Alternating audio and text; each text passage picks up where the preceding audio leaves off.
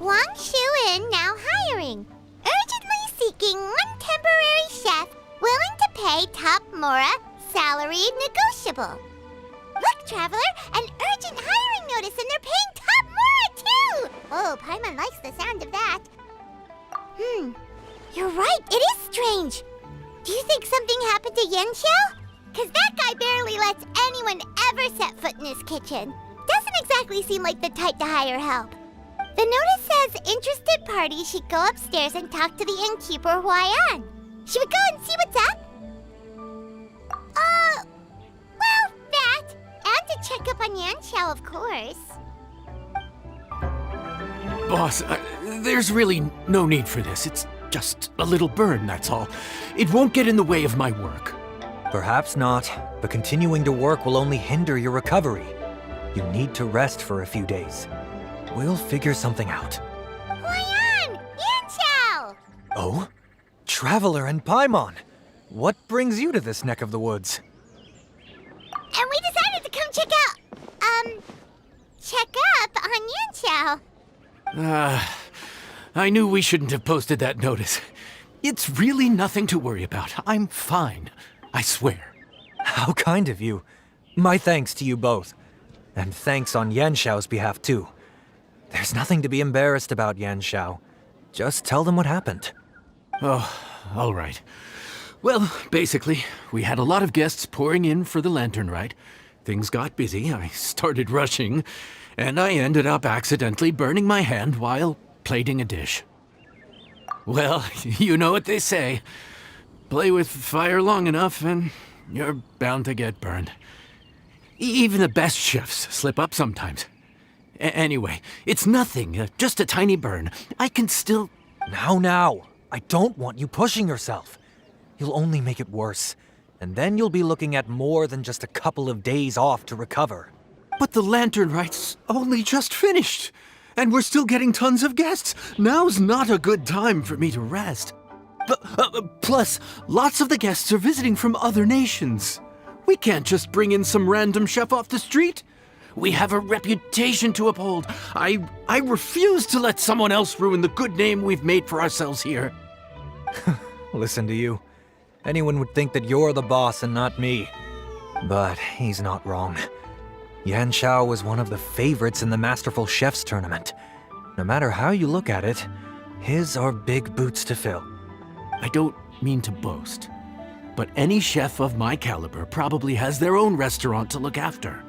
It's not going to be easy to find someone who's got the skills and has the time to help us out. Looks like we might have to increase the pay we're offering even further.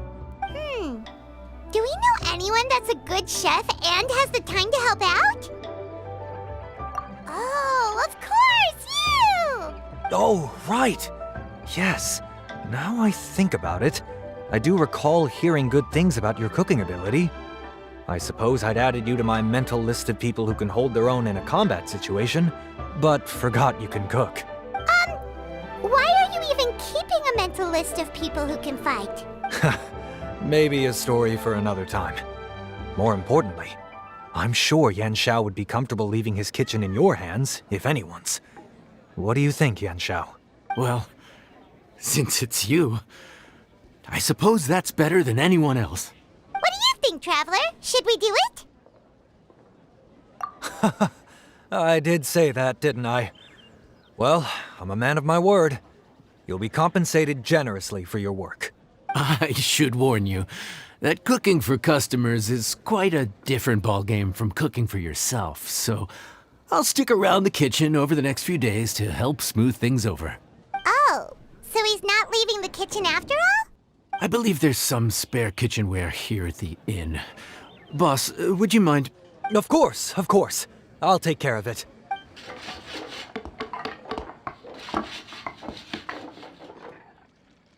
Whew. All done. Come, take a look. This was made with your measurements in mind. It's nothing. A little handicraft and elbow grease goes a long way. All right, Yanxiao. I'll leave you to take it from here. You really went to all the trouble of building a new stovetop? What was wrong with the original? Boy, you really hate when people touch your stuff, huh? No, it's nothing like that. As boss always says, hire who you trust and trust who you hire. I just thought the original setup might be a little, tall for you.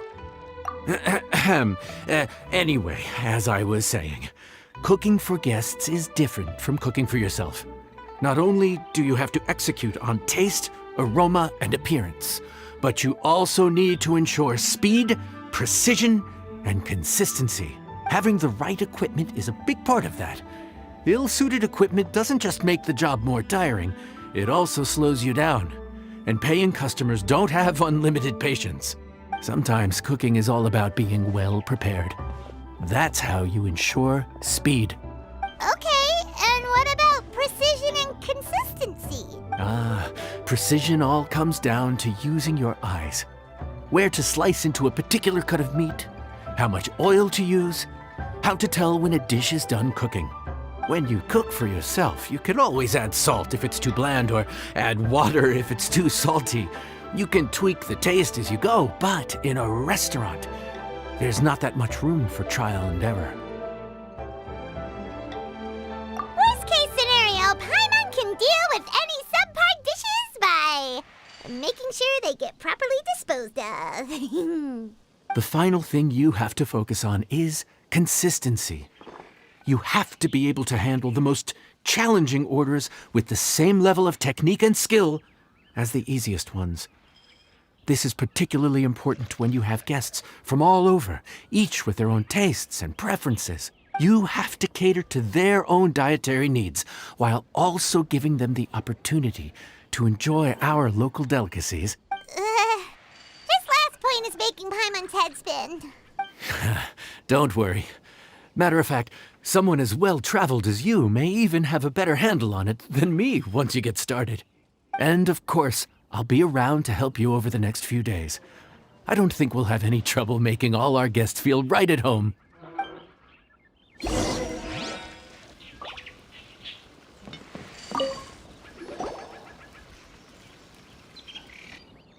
There's no time to lose, so let's get started. I imagine you probably have a good handle on the cooking side of things already. What you need to pay attention to is remembering each table's order. Try not to get them mixed up. Oh, Paimon's memory is like a steel trap. This is gonna be a cinch.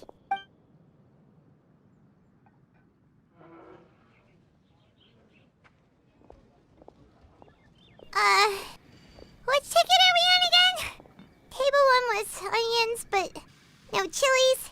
Table 2 was chilies, but no onions.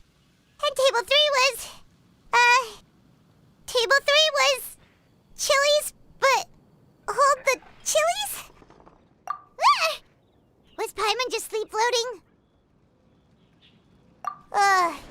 We didn't even get a break in the middle. Paimon's brain has turned to mush. Is it always this busy here? No, but this is peak season. You both did a mighty fine job for your first time serving guests at the inn. Luckily, all our customers were familiar faces this time around, so we didn't get any strange requests.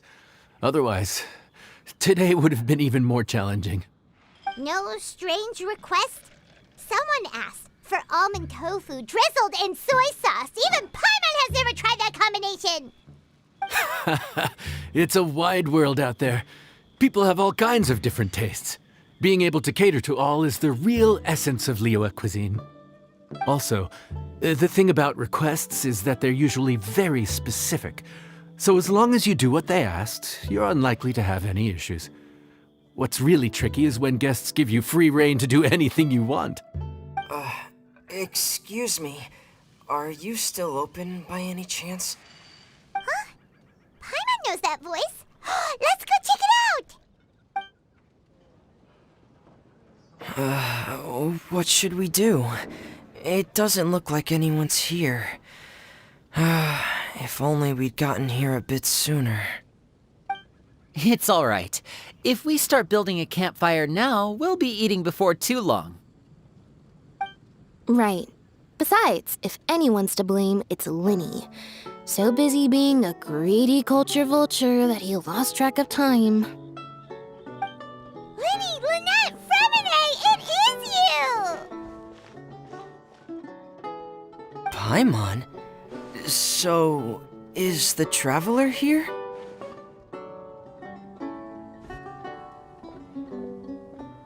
Traveler Paimon! What a nice surprise!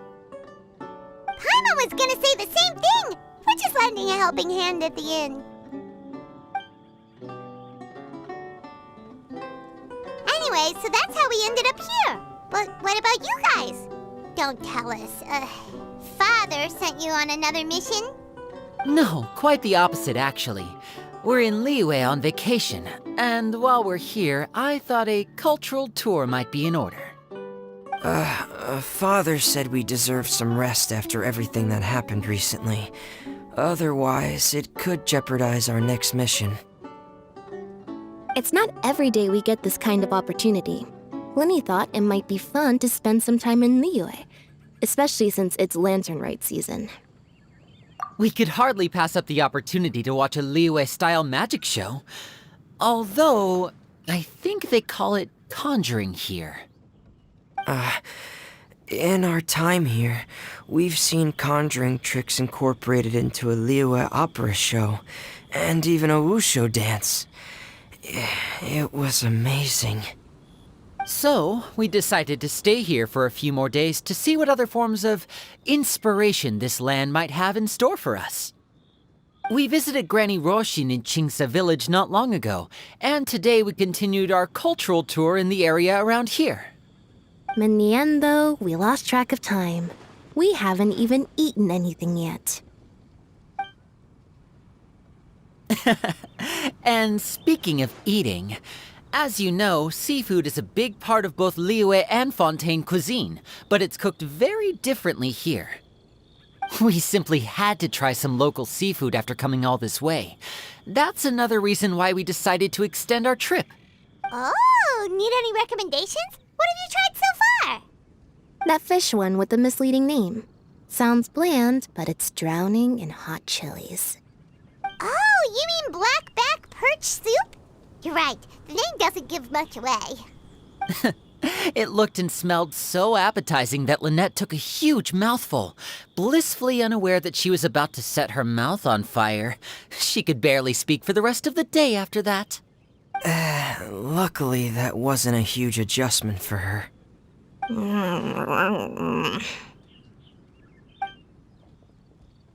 What? Aren't you guys hungry too? Yes, a little. Yes, I'm ready to eat. Traveler, I'm afraid we'll have to send you back to the kitchen now. Good question. I doubt we'll be able to decipher the menu, so why don't you recommend something? You should be pretty familiar with our tastes. One more thing. Please, if you have a heart, don't make it spicy.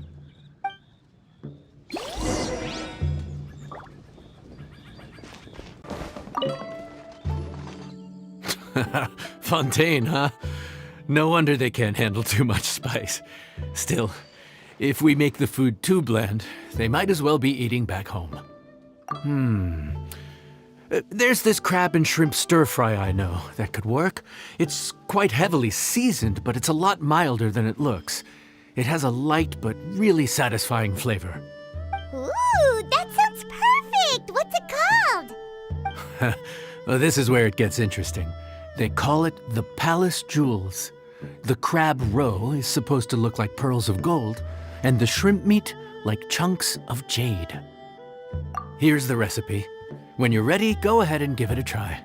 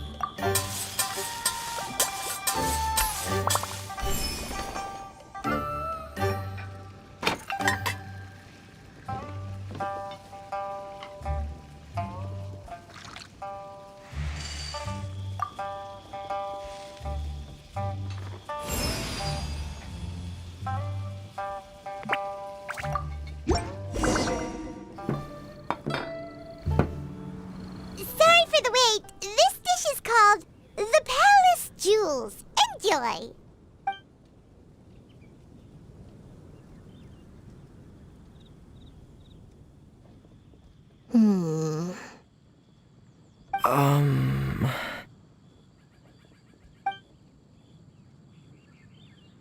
Ah, yes. We meant to say, you two must be tired after a long day of work.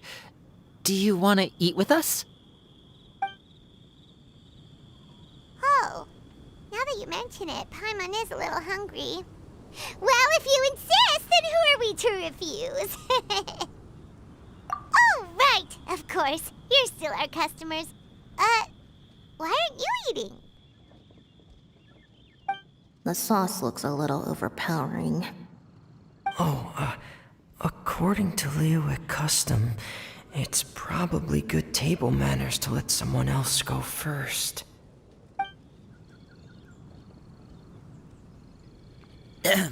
Looks delicious, traveler. I guess I'll dig in first. Here goes. What is it? Do you need some water? No, it's delicious. The flavor is so pure. It's drenched in sauce, but somehow it just enhances the natural flavor of the seafood. Try it for yourselves. All right.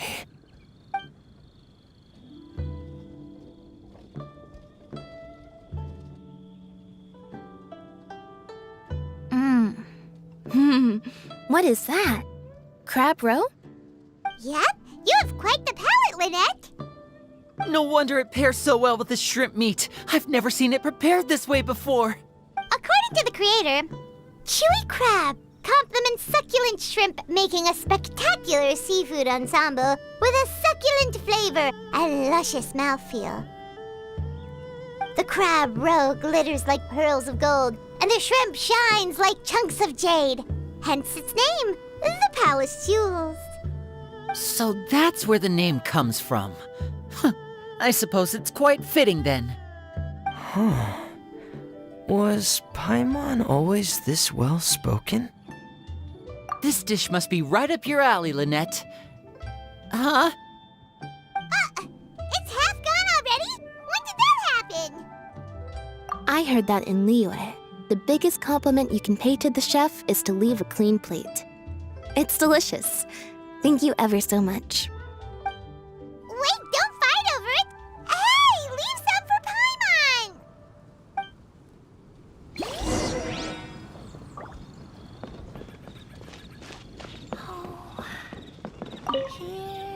Lynette's not usually so forthcoming about what she likes.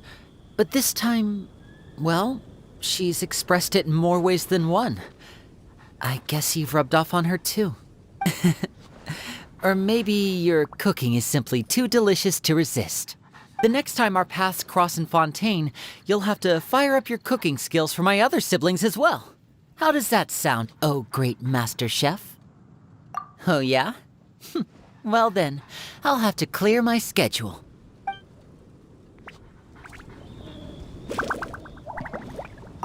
I think I'm finally getting the hang of chopsticks. Yeah. Well, Lyney and Lynette picked it up in no time, but they're naturally dexterous. Unlike me, it's taken me a lot longer, but I'm slowly getting there. Oh, speaking of chopsticks, in one of the shows we've seen here, someone performed a conjuring trick using a bowl and chopsticks. So, if I want to be a good magician's assistant, I need to keep practicing.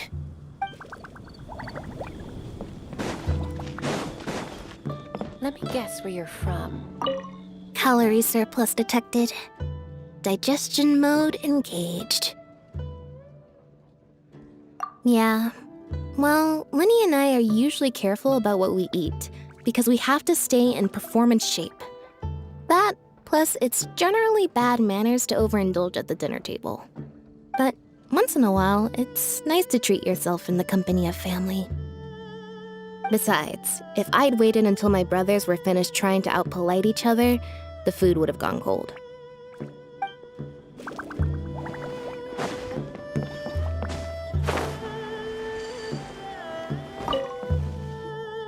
So your friends like the dish, huh? Well done. Not bad at all for your first day on the job. There'll be more to come, so keep it up.